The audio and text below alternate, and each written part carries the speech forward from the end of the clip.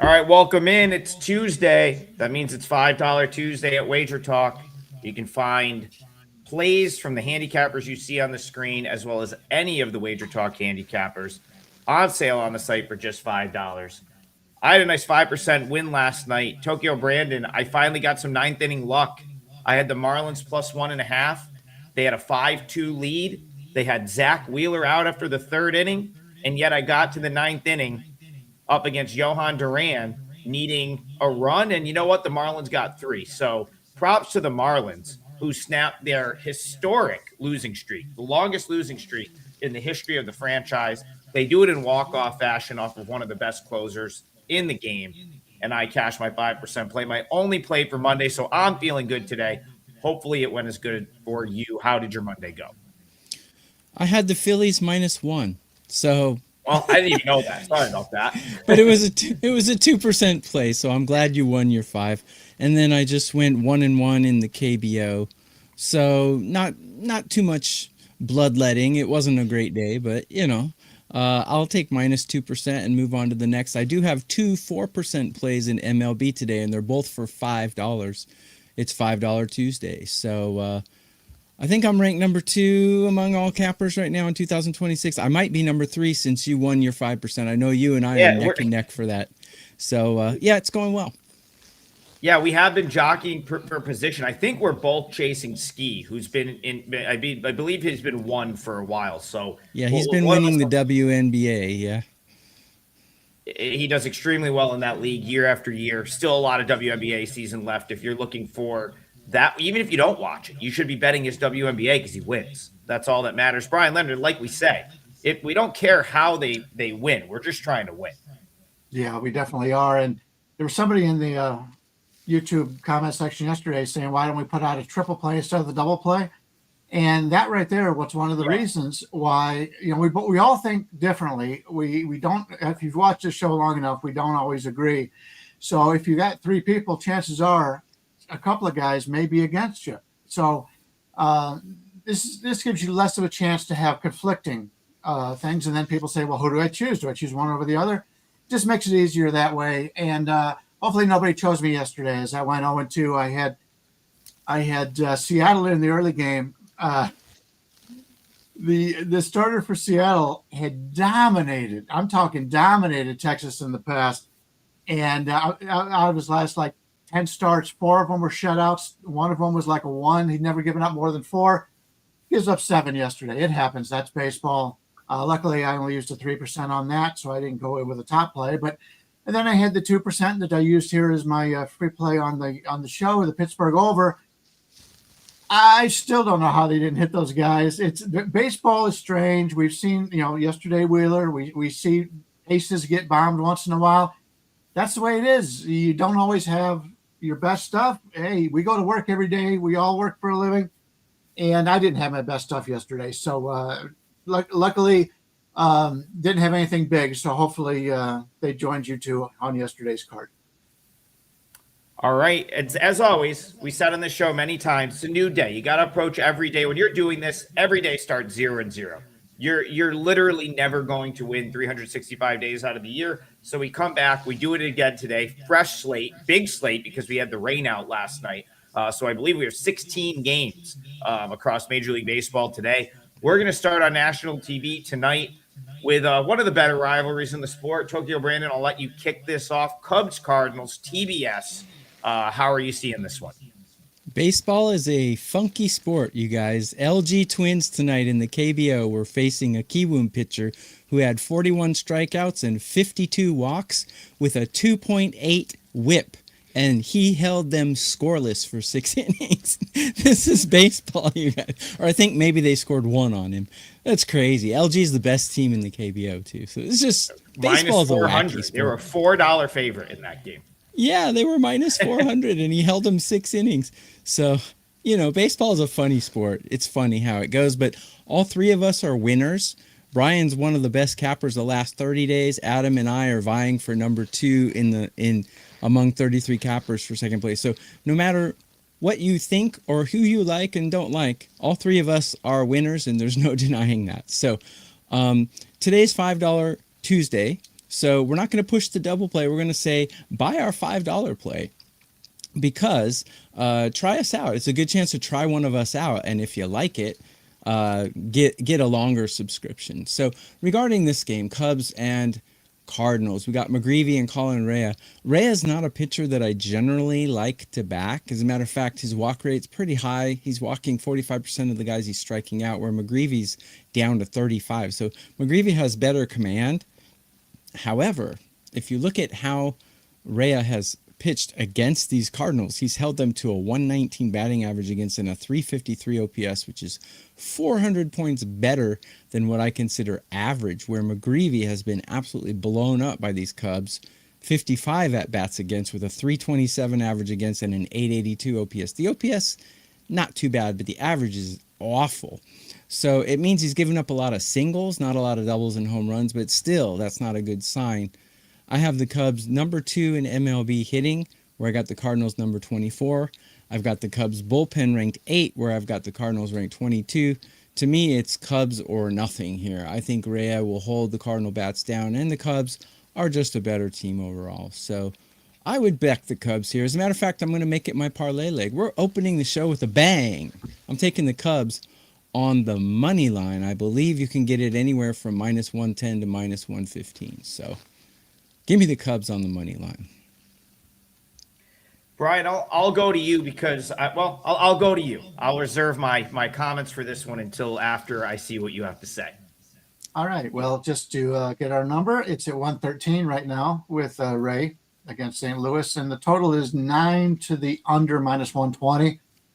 So basically close to a pick 'em, and with a total of 8.75, as Steve Fezzik would say. I can't believe I continue to give Steve Fezzik credit on the show. It's the one thing he taught me. 8.75. Okay. The Cubs and the Cardinals. Colin Rea, as was mentioned. If you take a look at the current rotation for the Cubs the last 2 weeks, he's the only one that hasn't been hot. Matthew Boyd's ranked 45th. Imanagua 9th. David Peterson, 36th, came out with a good start a couple days ago. And we've got Colin Rea at 125, 154 on the season. He's the lesser of their starters right now. And if you take a look, because you got Ben Brown, Cabrera, and Justin Steele on the IL, I believe Cabrera is now starting to throw a little bit. So he'll be back in a week or so. That'll help him out, and they'll either go to a longer rotation, or I think is what's going to happen. They'll just add another guy to the rotation. So they won't have to use as many bullpen games. They got really 3 closers they're going with right now.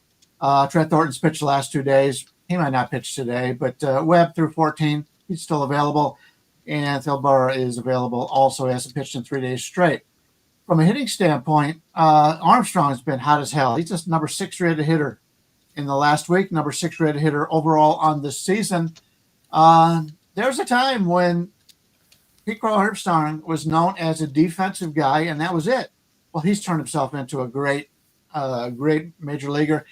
Still swings and misses, way too much, chases way too much for my taste. But when he gets a hold of the ball, it flies. So they've got some guys hitting pretty well right now, and you always have to keep in mind guys that get on a little bit of streak in a small sample size like that. Hey, it's like a beach ball up there. St. Louis is a team right now that is starting to fade. And as much as we'd like them earlier in the season, they're playing 500 ball now. And I believe they're like 6 or 7 games behind the Cubs in this division. They're going to go with Michael McGreevy, as was mentioned. He's number 60 starting pitcher overall, 96 the last 14 days. Actually, on the season, 4 of their 5 starters, other than Liberatore, are ranked in the top 100. So St. Louis, that's how they've been winning. They play National League ball the way it used to be, old Cardinals teams. But McGreevy's a guy that's been very good for them. I've had some concerns about his numbers overall. The bullpen's in really good shape, although Riley O'Brien got hurt a couple of days ago, so he may not be in. They didn't play. None of the relievers had to go yesterday, as Hunter Dobbins pitched really well. He should be in the starting rotation other than Liberatore. We'll see how that goes, but I like him a whole lot better than that. But I happen to think this line is pretty tight, about what I would make it here. And I usually say this is a really good pitcher's ballpark. but the Cubs are hitting pretty well right now. So I'm probably going to pass on this one. I really don't have much going. I just wanted to keep everybody up on who's going to be available today. I like the Cardinals in this one. I don't know if it'll make my card, but it's on my list. So I'll give you a differing viewpoint here. It is definitely more of a pitcher's park than Wrigley. I guess Wrigley can be a pitcher's park if the wind's blowing in. I do think there is a little wind blowing in here, but I look at these two guys, both awful underlying metrics for both of them.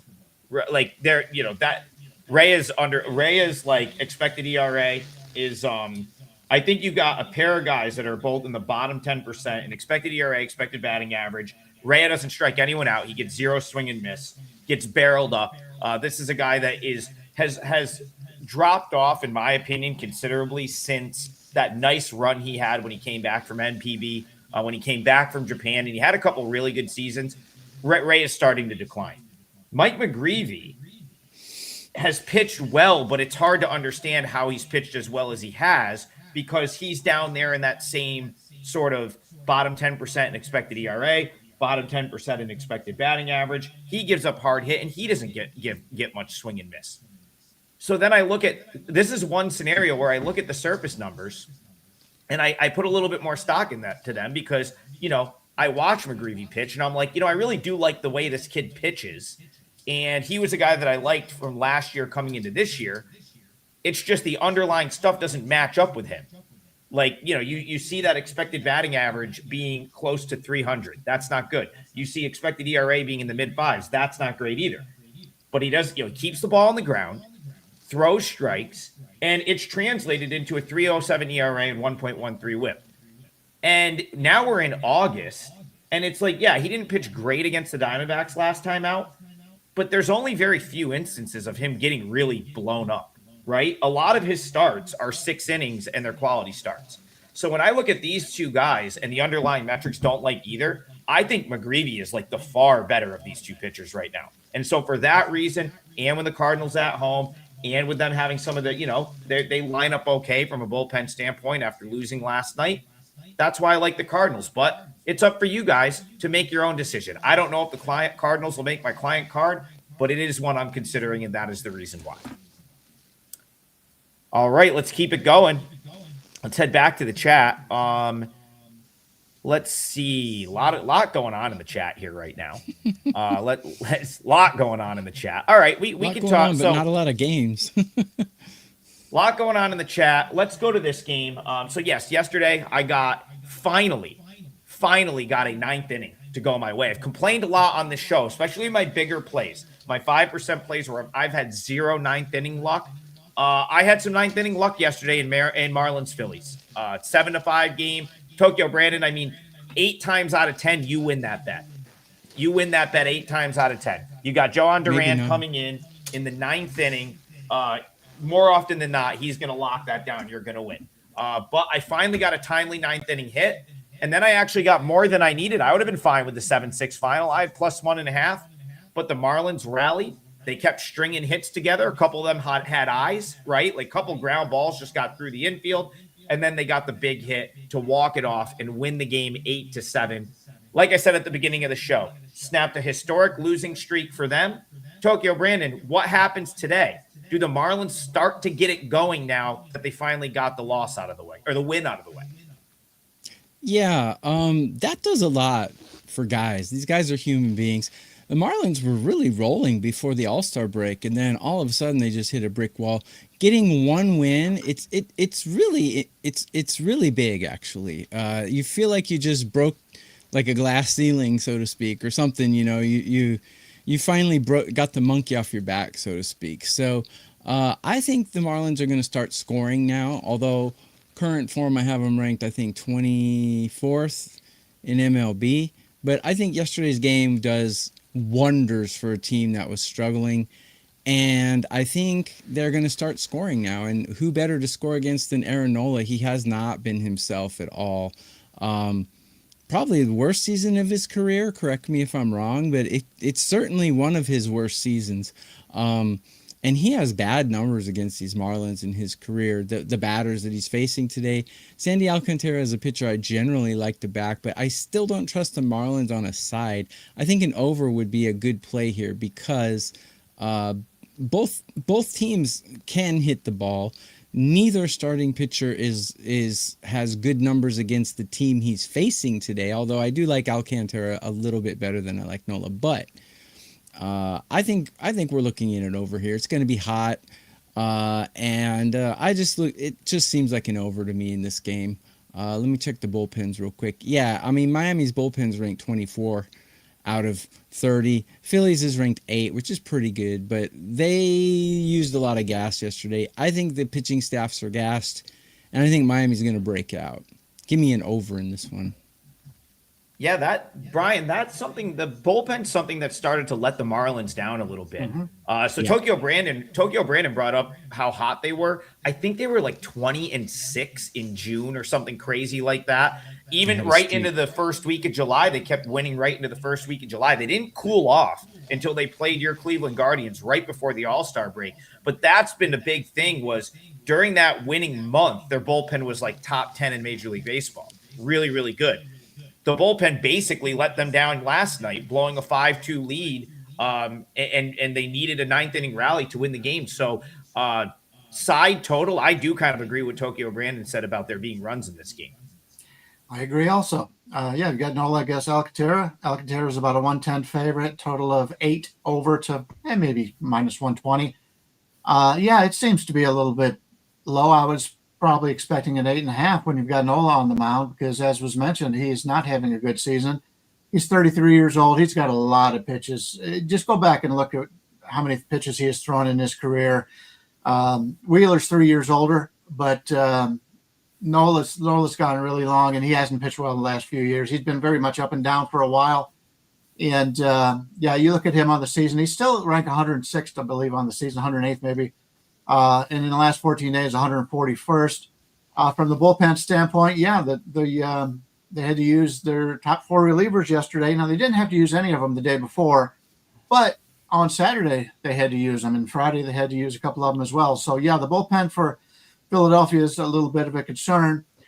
From a hitting standpoint, over the last week, we're looking, we always talk about the top of the Phillies lineup being so great, and then it drops off. Well, the middle guys, Alec Baum, number 8 in the last week, Stott, 59th, Real Muto, 96. So when you can get the bottom of the order starting to come around like that, and you've got the guys that have the Turner, Schwarber, and Harper and Marsh up there, although Marsh has really been slumping as of late. But that's a pretty deep lineup if you can get that coming from the bottom of the order. So, I think they can get to Alcantara a little bit here. And if you take a look at Miami, normally when a team breaks that kind of losing streak, I like to come back on them. It's a confidence builder, just like TB talked about. He's been around the game a long time. He knows how that is. Alcantara on the season ranked 29th, but in the last 14 days, 107. So he's not in very good current form. Fairbanks has only pitched 1 out of the last 6 days, but as I mentioned before, I think he loses his job. He's been really bad this year. The only problem is Michael Peterson, who I really like to take his place. I believe he tweaked something the other day, so I don't know if he's going to be available or if they're going to put him on the IL. We'll have to see. But the rest of the bullpen has struggled, especially the lesser guys in the bullpen. Your King and your Poucher and Gibson, who have been pretty good on the season, they struggled a little bit here. So I could definitely see an over here, and that's one of the ones I am considering as my parlay today. We might end up coming back on that.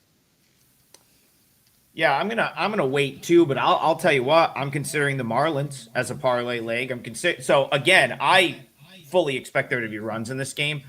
Totally not pushing back against an over. Makes complete sense. But I also think the Marlins are in a good spot to win again here. So I wanted to bring up one of the chat comments. Slick Vic. He says, I watched the Marlins versus Phillies game last night. Besides one bad inning, the Marlins were busting them up. Yeah, that's actually been the Marlins' problem on the losing streak. It seems like it's one meltdown inning, and they had their meltdown inning last night. Guys throwing the ball into the stands. Like, it looked like they were unraveling, and they were able to get back from that. But the other thing I noticed about watching the Marlins the past week or so, team can't hit left-handed pitching. And the Padres realized that. And I think the Phillies took a page out of their book last night because once Wheeler struggled, the Phillies just went and threw every left-hander they had in their bullpen. Just all their depth lefty guys came in after Wheeler. Now, the reason that's important is the Padres did this all weekend. Marlins would hit their starter. Padres would come in with all their lefty bullpen arms and shut the Marlins down. And what happened yesterday? They hit Wheeler for 3 innings to knock Zach Wheeler out of the game after 3 innings. They then saw like 3 average lefties and couldn't score a run. When did they finally score a run? When they started to see right-handed pitching later in the game. Like, they hit Wheeler and Duran yesterday, 2 of the better right-handed pitchers you're going to see, can't hit left-handed pitching. Why does it matter here? Because they're going to get a pretty poor right-handed pitcher to start this game in Aaron Nola. And then the Phillies don't have a ton of lefties after they used the ones last night. So the Marlins should see a healthy diet of right-handed pitching here. It's something they hit better. And now they've got all the momentum of that 12-game losing streak. Brian, I'm coming to you, but Tokyo Brandon, 100% right. They were on the top step of that dugout like it was the Little League World Series last night. Every guy was on the top step of that dugout rooting that game home like they were going to Williamsport. They're going to play. I really think that this is going to energize this team, and you're going to see them. And so was Adam. I was as well. Yep. I was on the top step of my couch. Adam was on his couch, jumping up and down, and his dog was like, "What the hell?" I was standing by that point. Brian, go ahead. Yeah, you mentioned the lefty relievers for Philadelphia. They got 3 of them. Alvarado, who has pitched 3 of the last 4 days. Meza, who's pitched 3 of the last 4 days. Or 2 of the last 3 days, excuse me. And then Backus, who has pitched 2 of the last 3. And they just called him up from AAA. So, yeah, that's even more reason to like the over. I was looking at the Miami. Usually when you see a team running a 12-game losing streak, a lot of times it's their starting pitching. But you take a look at the numbers for the last 2 weeks from their starters. Alcantara, 107. Gusto, 70, although he did come out of the bullpen one time. Perez, 55. Junk, 139. And Phillips, 95. They've gotten pretty good starting pitching. It's just that they hadn't been hitting, and the bullpen has been terrible. Yeah, for sure. And like I said, Tokyo Brandon made a great point. This team in June was as hot as can be. I think if they don't lose 12 straight, like let's say they lose 11 of 13 or something like that, I don't think they're getting all sorts of attention for like losing. I think it was just this, it came all at once. And I think has devalued them to the point where we're going to start getting good value on the Marlins, at least for a short period of time. Go ahead, Brian. Yeah, I'm going to use this as my parlay bet. I'm going to play the over 8 minus 120. You can get as low as 115s out there, but 120 is a fair price. And make sure to include Nola and Alcantara. Make it listed pitchers with Philadelphia and Miami, and minus 8 minus 120. And a great point by you too. The Philly. I know I've criticized the bottom of that Phillies order, but they did a lot of the damage yesterday. Justin Crawford had a big hit, so yeah. That lineup could be coming around. I don't know if I may not favor. Sorry to cut you off. It's so huge. I think I'm going to get out now. I got my money last night. I might not come back against the Phillies. It's so huge when your 6 through 9 guys can produce. Yeah. When your 6 through 9 guys produce, you're going to win more than 60% of the time for any team. So that's just huge for the Phillies to get production from 6 through 9. All right, Brian, I'm coming back to you. R. Reynolds says, someone give me a reason not to hammer the Mets at plus 140 I have several. Today. TB We'll has go to you several. first then. All right, yeah, we'll go to TB first. Hey, the Mets, I said yesterday, I said, the Sharps, if you will, they keep playing them as an underdog.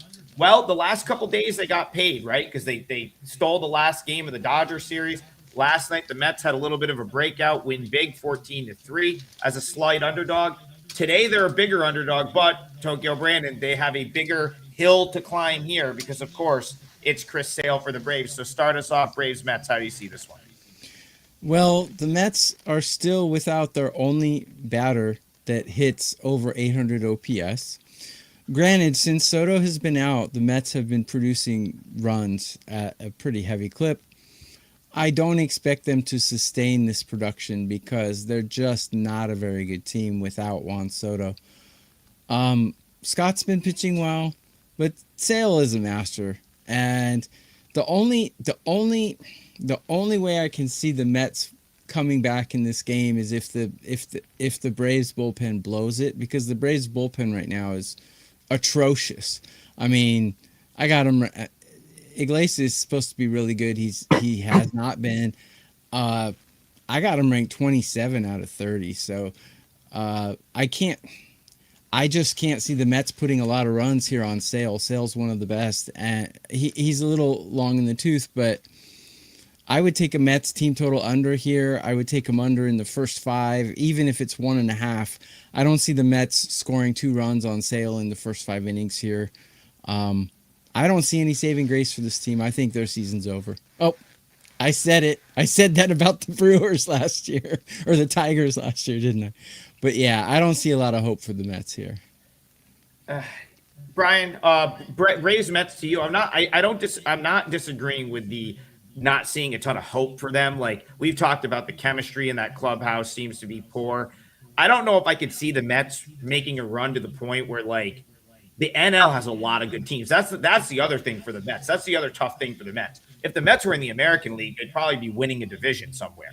Like, the NL is super competitive, and so that's more my reason for not being, like, high on the Mets long term. But last couple of days they've played well, and I don't know. This is the Braves. They get up for the Braves. They get up for Sale. Do you think they get up for them here?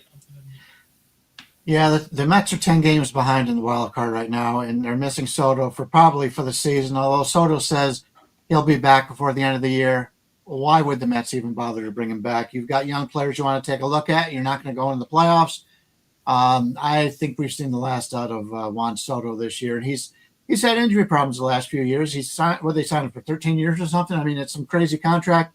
Yeah, I really wouldn't bet on Soto coming back. If you've got him on a fantasy team and it goes year to year, I would drop him.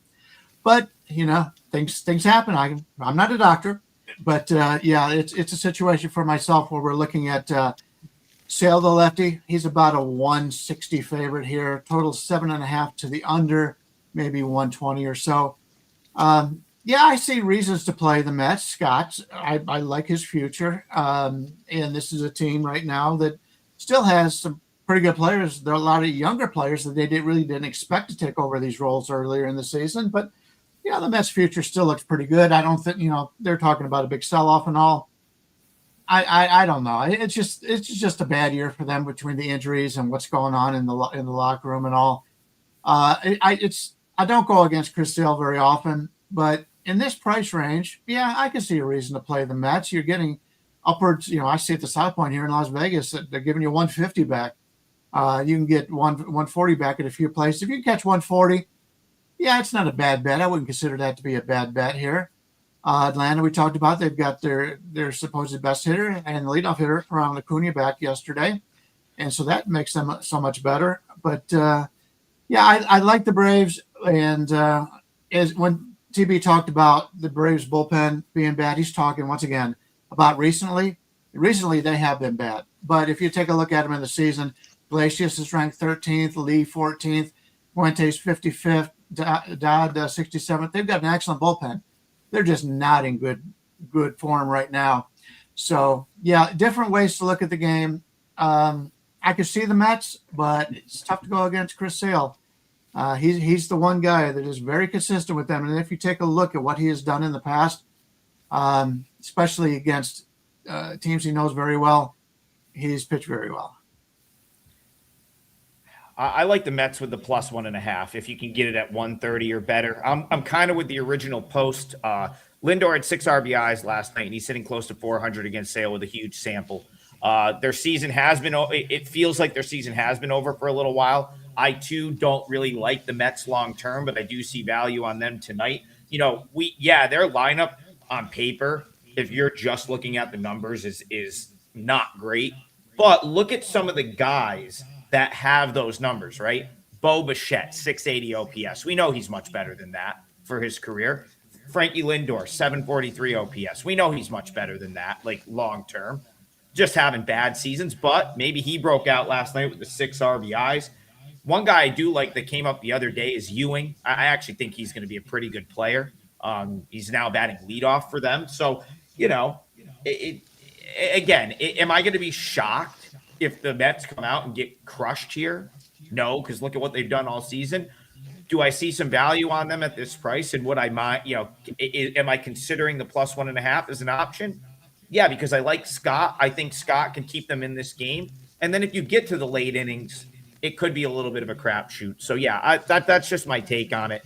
Not my favorite thing on the board, but that is my take. Go ahead, TV. Before you get to the next game, I would be remiss if I did not mention that WagerTalk Media owns 3 websites. One is wagertalk.com, one is Picks and Parlays, and the other is Sports Memo. And all 3 of those sites, everything is $5 except 5% plays. So go to one of those sites of your choice and get a $5 play from your favorite capper, or get several. I have 2 4% plays up today. And by the way, Adam, I want to know what that hat is. That's not Hagerstown, is it? This is a Harrisburg Senators hat. And Okay. I threw this on today for 2 reasons. One, I really I got to go get a haircut. I just keep having other stuff to do.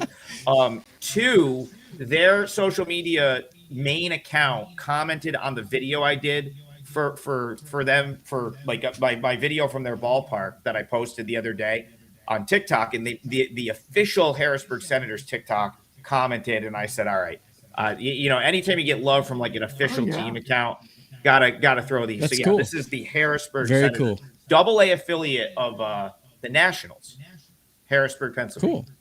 Cool. I do want to point out when you said that they own 3 other sites, they own a lot of sites, data sites. The Gold Sheet as well. It's turning into a real conglomerate. They're doing a hell of a job. Hats off to everybody, the owners. They're doing a wonderful job for this company. Yes.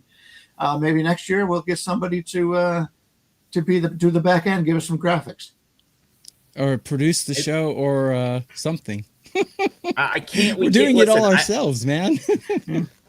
That's partially me. That's partially my doing, though, because I said we don't want to plan this. We don't want anything planned. I was like, we just want to go off of what the chat asked.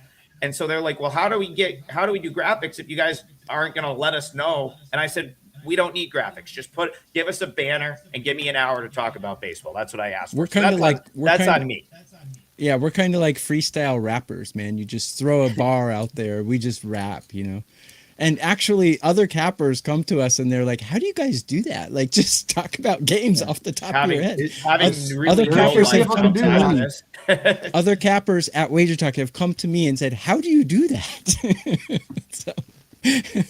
Yeah, I mean, you should listen. I'm not going to out anyone, but like, if you are doing this professionally and this is your sport, like you should be able to. Should be only doing that for like the duration of your season. I don't know how. I don't have the. I somehow I will like map out time to like go and get to a baseball game. I'm still watching baseball. Like that is like what I do all year. They have barbershops in those cities. I know. I can't even find time to get a haircut, Brian. And the place I go is 5 minutes from where I live. That's how. Yeah. Anyway, he was too busy cheering the Marlins yesterday. That's right. Yeah. Choking on his Red Bull. No, Red Bull's disgusting. We don't F whatever. You don't want a Red Bull. The ingredients in that are not good. I've done the research on this. All right, Slick Vic. Slick Vic says those damn. So someone pointed out how hot the Red Sox have been, and I chose to talk about this game because of a couple comments on the Red Sox. Slick Vic specifically wants to know about Crochet. What I've heard about Crochet is probably late September, if ever. Like they hope. So what the Red Sox hope is that Crochet could potentially be on a playoff roster. I don't think you will see him before the end of September. So that's, and again, Brian was shaking his head. Maybe he knows more than I do there. I heard late September for Crochet. Yeah, anytime I hear something positive, then 2 days later, they're shutting him down again. He may be back for the playoffs, but I wouldn't count on him for the regular season at all. So the more concerning thing would be Curtis Mead getting hit on the hand last night. First game with the Red Sox, they trade Connolly early to get him. Now they've got the bat that they want. Right away, gets drilled on the hand and leaves the game. That being said, the Red Sox still get it done 4-2. They are red hot, this team. They've been hot for a while now. The percentages say that they're going to make the playoffs in the American League. Bryan Leonard, does the hot streak continue at Sutter Health Park tonight? Yeah, they brought him in. I agree they needed him. They were trading from a strength, but you had to just shake your head and laugh if you're a Red Sox fan. You got the guy you wanted, and you had to give up a good prospect for him and a younger guy that's already proven a little bit. And he gets hit by a pitch, and well, who knows? But they've got a lot of middle field. That's the one thing this team has is a lot of mediocre middle infielders, and they're supposed to be getting their story back pretty soon. That'll change some things too. But yeah, we're looking at Boston and the Athletics. A couple of lefties playing out in Sacramento tonight, and we've got Bennett against Jump, and Bennett's been fantastic so far for Boston. Jump had a little rough outing recently, but I still like him. And we're looking at Boston's about a 150 favorite with a total of 9.5 here. And it tells you how good of a hitting ballpark this is when we've got what could be the hottest pitcher in baseball in Bennett and the ace, what I consider the ace of the athletic staff in Jump, and you're still getting a total of 9.5, slightly leaning towards the over. As for the weather concerns, we're always looking at that. The wind does blow out here very well. The doubleheader in Cincinnati, the wind's blowing out today too. So other than that, everything is just a little bit normal, what you normally would see. But yeah, I'd like to play Bennett here, but that would be the only way it would go, because right now the Athletics are a team that just looks in shambles. They're not playing well at all, and they're starting to lose confidence. And when you've got a young team that thinks that at one point that, hey, you remember they were playing like 500 ball earlier this year. They were a pretty good team. They're only 20-31 in this ballpark. They've actually played better when they've gone on the road.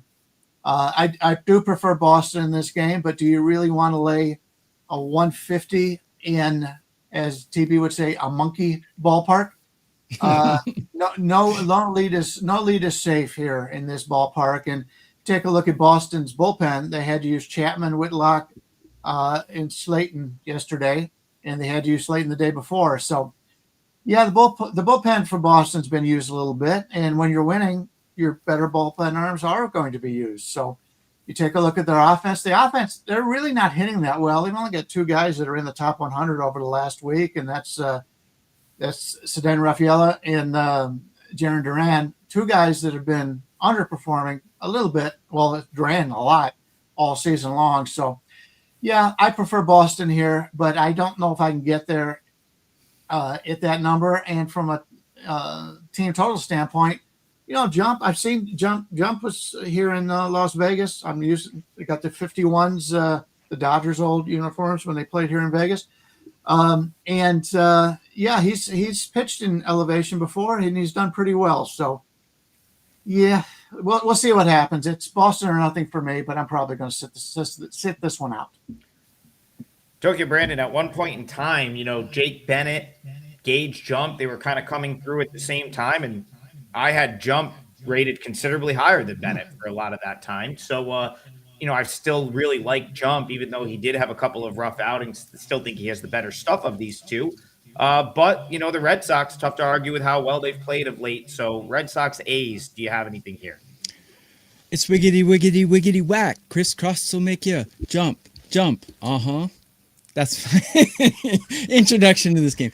If you cover the name and the logos, Bennett has similar statistics to Cam Schlittler and Yoshinobu Yamamoto. And I'm not saying he's going to sustain this productivity. However, you can't really argue with that. He's walking only 16% of the guys that he's striking out. Jump's numbers are not horrible, but I do have him on his expected numbers ranked 20 out of 30 on the curve, where I have Bennett ranked 6. So bullpen-wise, I know their bullpen is a little beat up, but I still have Boston's bullpen ranked 5th, where I've got the A's bullpen ranked 28. And yes, it is a monkey ballpark. However, monkey ballparks affect bad teams just as well as they affect good teams. So I expect the Athletics to be even worse than they normally are, and I expect Boston to be worse than they normally are. So I think the discrepancy will be about the same as if they were playing in a good ballpark or a normal ballpark. I think R. Reynolds in our chat nailed it. I think Red Sox -1 is the way to go in this one. You don't have to lay anything. If they win by 1, you get your money back. And let's face it, in sports betting, if you don't lose, it's a good day. So give me Boston -1 in this one.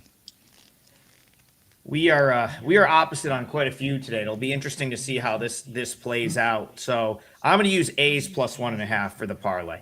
And the reason I like the A's in this spot, so a couple of things. One, I get what Boston is doing. It's great.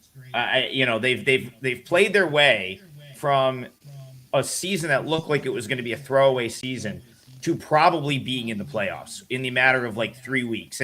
But like you have to understand a couple things. One, a lot of that is because the AL is not very good. The Red Sox would not be in the conversation that they're in from a playoff standpoint if they were in the National League. Okay, and the other thing here is the A's not a great team. We knew that. We knew that coming into the season. They don't have a ton of pitching. That was always going to be an issue, but they just got Kurtz back, so they're getting a little bit healthy. They were without one of their best players for the stretch. Or they're getting, he pinch hit. What did he pinch hit last night? So I think he'll be in the lineup here. I believe Nick Kurtz pinch hit in last night's game, so I'm guessing he's going to probably play here. So that's big. But the thing about the ballpark is what I'm going to sort of gravitate toward here. Because Gage Jump, every number we've seen from him has essentially been in one of these ballparks. He pitched AAA in Vegas, more monkey than this one. Brian goes to those games. That is you can get an out in that ballpark. You're on to something, right? Ask Kyle Harrison how that ballpark treated him. Okay. And this is Jake Bennett comes through the Red Sox organization. He hasn't pitched in many of these types of parks during his career. Plays in Portland, Worcester, Fenway. Like I think it's going to be a little bit tougher for him. And then you look at the game, it's priced as if Bennett should be far better, right? That he should be the favorite. They're priced up to the point where I think the books are telling you that there's a considerable edge for the Red Sox here. I disagree. I had Jump ranked higher than Bennett for a long time, and you're getting a 1.5 with the A's at home. This is a team on a one-off where if the A's decide to hit, they'll probably win the game. So I like the A's. I'll take them +1.5. That's my parlay leg. Go ahead, Brian. Yeah, it's interesting you said, these two of you are going head-to-head in a lot of these games. I looked at these games, and I'm having a hard time finding value. Just about every game is within 10 cents of where I thought it should be.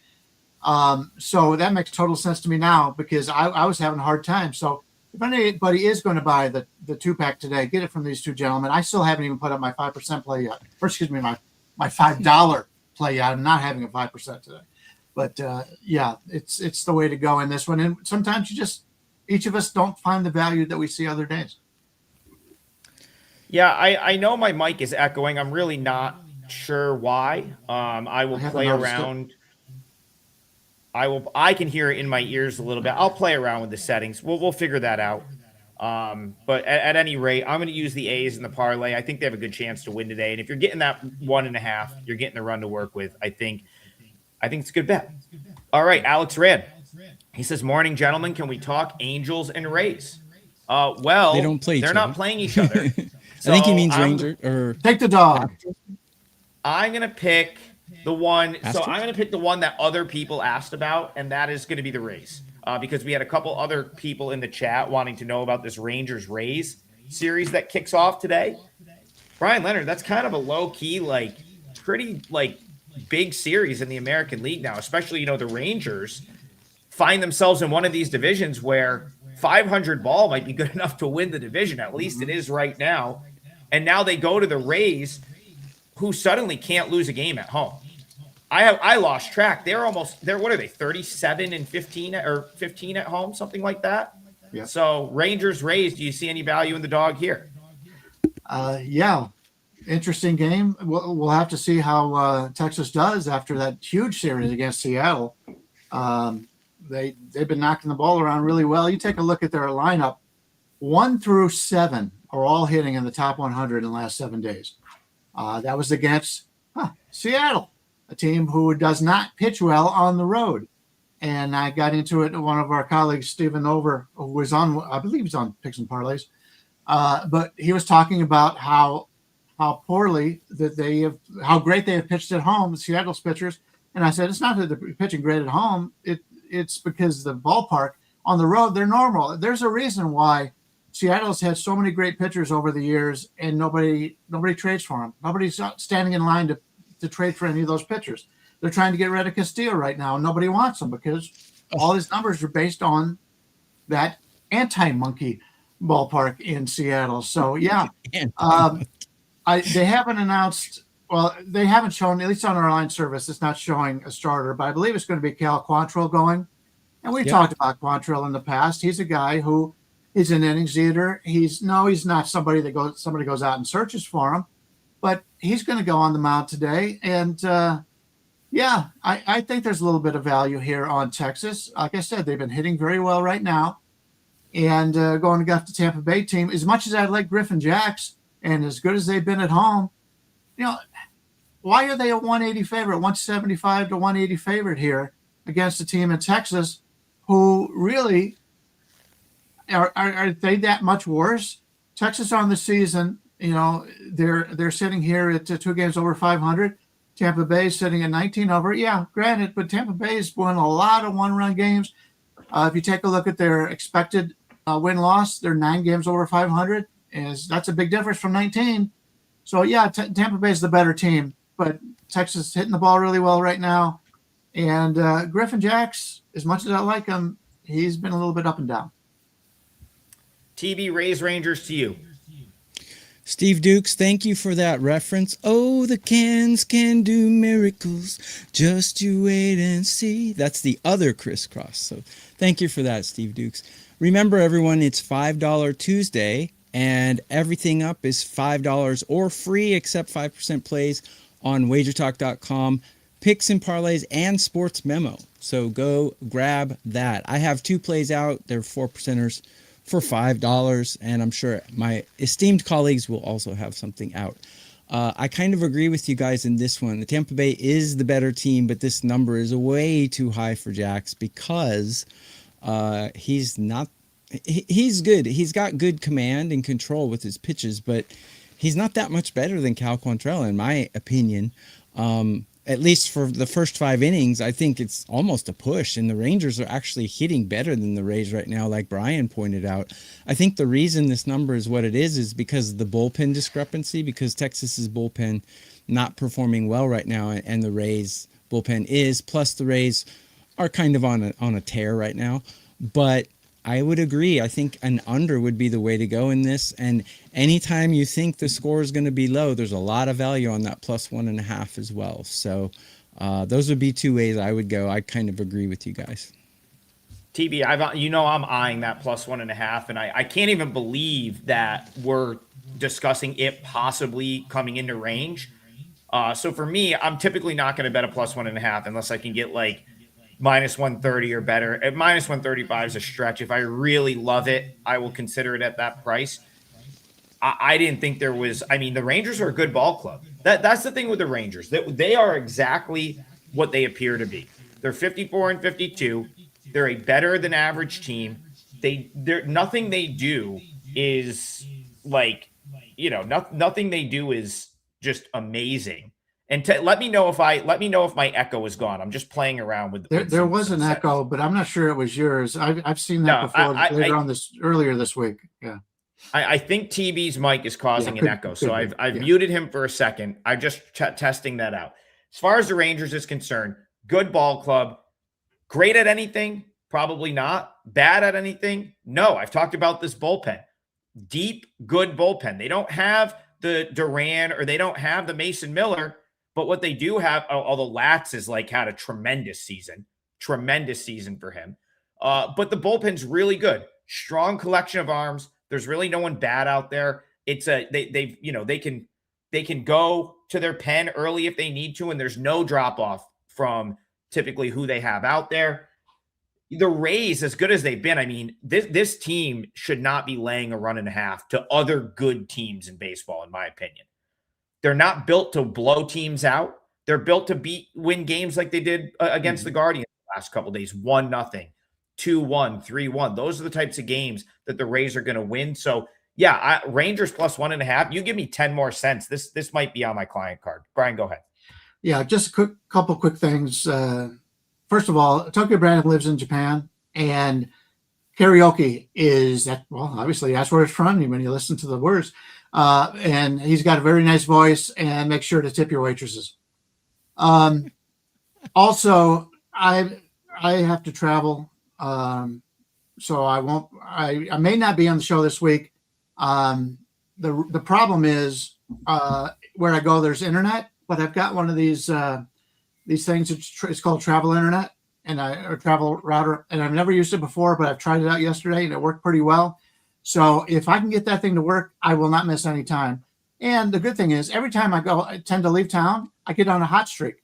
Yeah. So yeah, I've always done very well in that regard. So yeah, it's I hate to miss the show because of that. But if you see that I'm not here, it's nothing health wise. It's the internet where I'm going to be is very weak. By the way, I think the echo was, I had my reverb up really high. Okay. So I turned my reverb down. Is my volume okay though? It's lower, but it's better to not have an echo. Right. So okay, yeah, I'll work on it for next show. Sorry about that. We'll get Dan will call you and fix your mic. We have people to do that. So just Sorry, get guys. It's all good. We'll work. All right, let's get one more in here before we go. Oh, this is Jason Lambert. He goes, I bet Trig goes to a beauty parlor instead of the barber shop. I'll tell you what, I had 3 barbers in this town. I don't live in a very big town. I'm shocked there's even 3 here. And they all messed my hair up. So I went over to the casino in our town, which is really, really nice. Turning Stone Resort and Casino, if you're ever in central New York. And I did go to the salon there, and they did a great job. So that's where I'm going back. Like I said, I don't know why I can't. It's 5 minutes. Now I'm just going to get my hair cut, but it's 5 minutes away. And I still find a way not to get down there. My hair grows really fast, though. I guess it's better than I have hair though. I'm 40 years old. I have hair. Some of my friends don't, so I'm not complaining. But yeah, that's so you were right. I guess I do go to a salon. I haven't heard the term beauty parlor since like the 1990s. But yeah, I go to an older gentleman. Yeah, I still say at any rate, parlor, but yeah, I'm old. We can so we'll get one more in here, Brian. I'm going to come to you. Thoughts on the doubleheader? So we Guardians Rays are going to play a doubleheader tonight. We talked about game 1 extensively yesterday as our feature game. So you don't have to rehash what we talked about in game 1, but we now have a doubleheader. There is a game 2, and the Guardians will have their ace going in game 2 and Gavin Williams. So anything for you, doubleheader, game 1, game 2, are you trying to get involved at all? Yeah, first of all, from the beauty parlor situation, there used to be a place in Vegas that was called A Little Off the Top. And the girls cut your hair in lingerie. So yeah, I have been to a beauty parlor. Went there one time just to see what was going on. They're no longer in business, by the way. For all you guys looking to come up, make a trip to Vegas. I think it's legal. Yeah. There's other ways to look at beautiful women here in Vegas. But yeah, I'm coming back. I used Cleveland a small play for clients in game 1 again. We lost a little bit of value. We went 143, I believe, yesterday. Now we're getting about 136. If you can't get at least 136, it's probably a pass. But I said the winds are blowing out. Cleveland's actually favored in the second game. I prefer them as an underdog as opposed to being a favorite on the road. But yeah, that's about it for me in that series. TB, anything from you in this series, game 1 or game 2? Yeah, real quick. Bullpen wise and hitting wise, I have these 2 teams the closest matchup of the day. Slight advantage one way or the other, but I think the Reds have a huge pitching advantage in game 1. So watch game 1, and if the Reds win game 1, slam the Guardians in game 2, because this is probably going to be a split where the better pitcher wins. Because the way I see it, besides starting pitcher, these teams are about as neck and neck as you can get. I will be looking to find a way to play the Guardians in this doubleheader. I agree with you. Game 2, TB. If game 1 plays out in the right manner, I think the Guardians are going to have a really nice game 2 edge with Gavin Williams on the mound. Yeah. I already think that price is lower than it should be. So yeah, Guardians game 2 makes Agreed. a ton of sense. But I will go back. Like, again, I'm not going to totally rehash the breakdown from yesterday, but everything I said yesterday about like Chase Burns and being a little bit concerned with his command still plays here, because now he had to sit another day. So if this guy was having a hard time, you watch Chase Burns' last 2 starts, he doesn't really know where the ball's going. 6 walks against the Phillies. Last time out, he was out after 5 innings because he kept running 3-ball counts, and the Mariners bailed him out. And that was someone that was on the Reds. And someone in the chat yesterday is like giving me a hard time. Listen, I don't dislike Chase Burns. I like Chase Burns as much as the next guy. But if you're going to ask me to pay a premium on a Reds starting pitcher when this Reds team is not a great hitting team and doesn't have a great bullpen, that dude better be going 7 innings and giving up 1 run or nothing, and just like it's got to be a good performance. I just don't know if he comes out and he doesn't have great command. He's not going 7 innings, because the Guardians, the one thing they will do is battle. They'll get up there. They have some plate discipline. They'll have good at-bats. It's not a great offense, but they will scratch and claw, get some base runners, and then they make the most of them, or they at least try to.